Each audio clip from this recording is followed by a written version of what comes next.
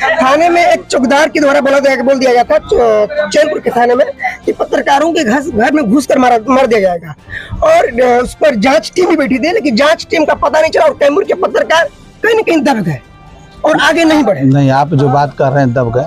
संविधान में हर व्यक्ति को अधिकार मिला है, और अगर कहीं भी कानूनी या कानूनी किसी तरह का होता है तो सरकार के तरफ से अधिकारी नियुक्त होते हैं। इन बातों को वरीय पदाधिकारी तक पहुंचाया गया है। पहुंचाने के बाद कोई भी कार्रवाई त्वरित नहीं होती है, उसकी जांच होती है, वो कार्रवाई हो रही है। शायद जहां तक मुझे जानकारी है कि वो कुछ एक्शन लिया गया है। और इस संगठन से क्या लाभ होने वाला है पत्रकारों के लिए? लाभ ये है कि बहुत सारे नवयुवक जो है इससे जुड़ रहे हैं, उनको उनकी नियमावली, पत्रकारों के कार्य और नियमावली, इन सब चीज़ों की जानकारी दी जा रही है। जैसे ये ऐसा है, एक समाज में सेवा के लिए संस्थान बना हुआ है और सरकार के द्वारा इनको उच्च श्रेणी दिया गया है चतुर्थ स्तंभ के रूप में।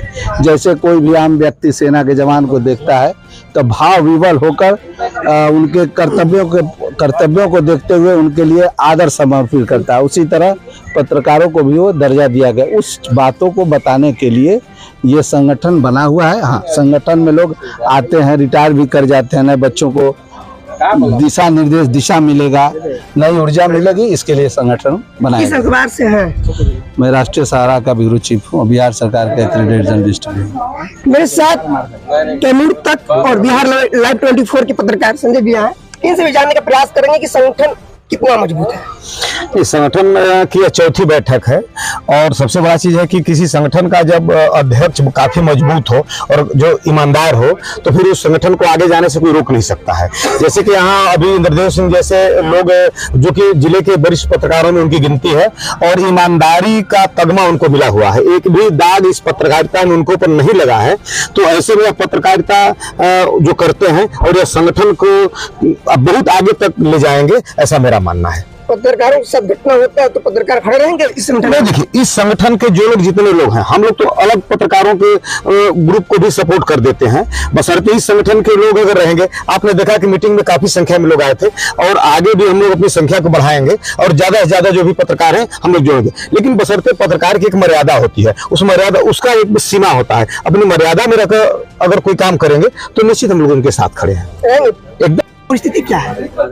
ठीक है, जैसे पूरे देश में है वैसे कैमूर में है, ठीक चल रही है। हाँ, जहाँ भी जो है होती है पत्रकारों। देखिए, घटना न कभी रुकी है न कभी रुकेगा।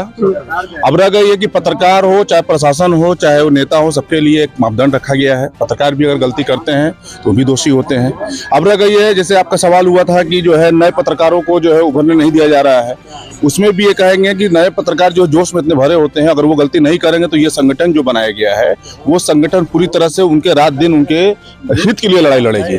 लेकिन बशर्ते शर्त उसके लिए है, मापदंड पत्रकारों पे भी लागू होता है। पत्रकारों की भी एक सीमा होती है, जो सीमा को अगर हम उल्लंघन करेंगे तो हमारे ऊपर भी केस होगा, हमें भी सुनना पड़ेगा।